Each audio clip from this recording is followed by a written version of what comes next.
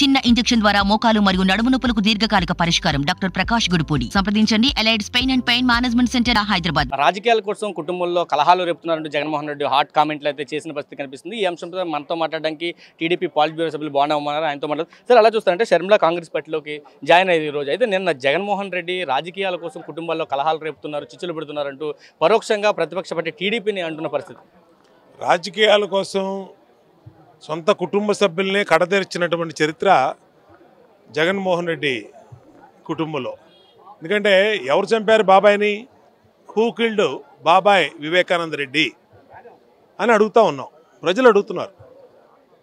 ఆ హంతకుల్ని నువ్వు ఏ విధంగా వెనకాలేసుకొస్తున్నావు?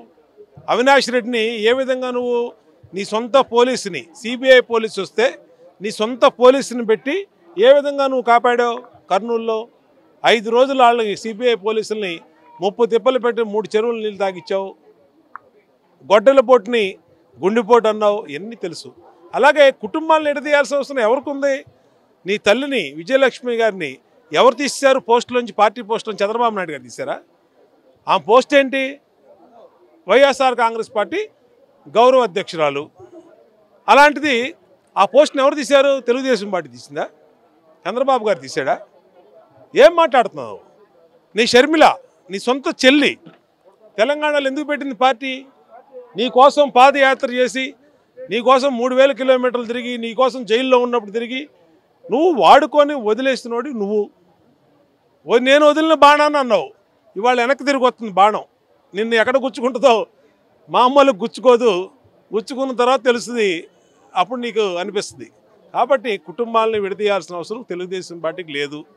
కుటుంబాలని హత్యలు చేయటం, విడగొడటం, కుటుంబాలని వాడుకోవటం, రాజకీయ అవసరాలు వాడుకోవటం జగన్మోహన్ రెడ్డికి చెల్లింది. అంటే షర్మిల రాకతోటి ఆంధ్రప్రదేశ్ రాజకీయాలు ఎలా ఉండబోతున్నాయి? ఖచ్చితంగానండి. ఎవరన్నా వస్తారు. ఒకప్పుడు కాంగ్రెస్ పార్టీ నేషనల్ పార్టీ, ఆంధ్రప్రదేశ్లో అయితే ఇప్పుడు 0. మరి ఆమెని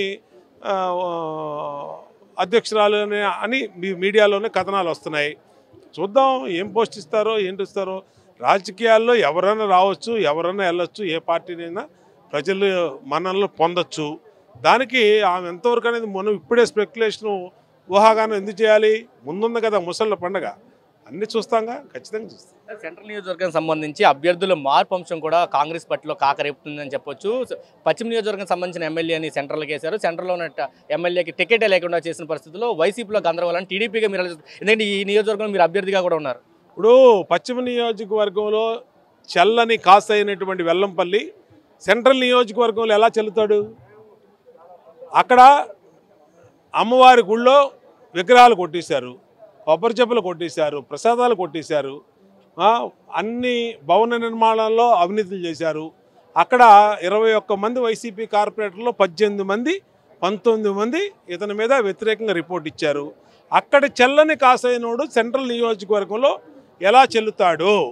అక్కడ చెత్తని తీసేసి ఆ చెత్తను తీసుకొని సెంట్రల్ నియోజకవర్గంలో పోస్తారా? అక్కడేమో చెత్త, అది ఇక్కడ బంగారం అవుద్దా? కాబట్టి ఎన్ని వైసీపీ ఆడే గిమ్మిక్లు. మేము ఒకటే చెప్తా ఉన్నాం, ఎక్కడైనా చెత్త చెత్తే, చల్లని కాసు చల్లని కాసే.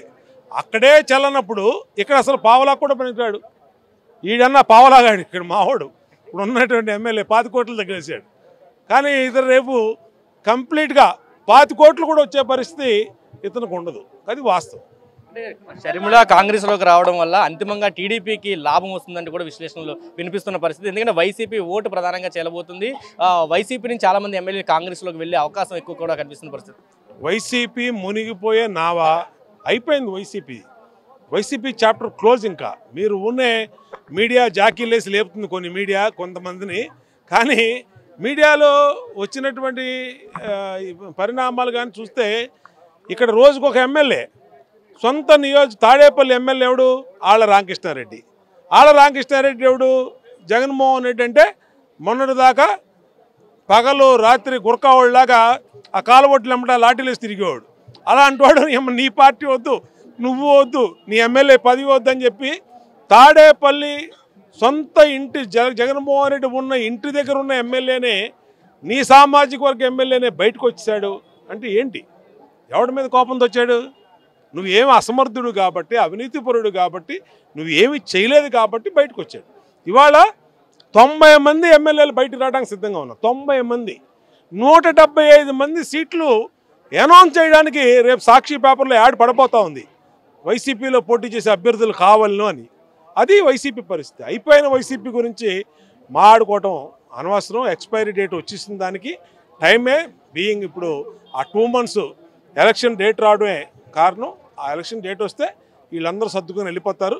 ఖచ్చితంగా వైఎస్ఆర్ కాంగ్రెస్ పార్టీ అనేది భవిష్యత్తులో ఈ రాష్ట్రంలో ఉండదు. ఇది చెప్తున్నారు. పూర్తిగా వైఎస్ఆర్ కాంగ్రెస్ పార్టీ పూర్తిగా మునిగిపోయే నావు అంటూ బోండా ఉమ కామెంట్ చేస్తున్న పరిస్థితి. ఒక పక్క పశ్చిమ నియోజకవర్గంలో చెల్లని రూపాయి ఈస్ట్ సెంట్రల్ నియోజకవర్గంలో ఎటువంటి ఎలా చెల్లుతుందని చెప్పి ఆయన సూటిగా ప్రశ్నిస్తున్నాడు. ఇక్కడ ఉన్న ఎమ్మెల్యేని పావలతో పోల్చిన పరిస్థితి అయితే కనిపిస్తుంది. ఖచ్చితంగా వచ్చే ఎన్నికల్లో అభ్యర్థులు కావాలంటూ సాక్షిలోనే వైసీపీ యాడ్ ఇస్తుందంటూ బోండా ఉమ చెప్తున్నారు. కెమెరా పర్సన్ నానితో కలిసి సురేంద్ర, RTV, విజయవాడ నుంచి. మరిన్ని వీడియోస్ కోసం ఛానల్ ని సబ్స్క్రైబ్ చేయండి. లేటెస్ట్ అప్డేట్స్ కోసం వాట్సాప్ ఛానల్ ని ఫాలో చేయండి. అండ్ లింక్ డిస్క్రిప్షన్ లో ఉంది.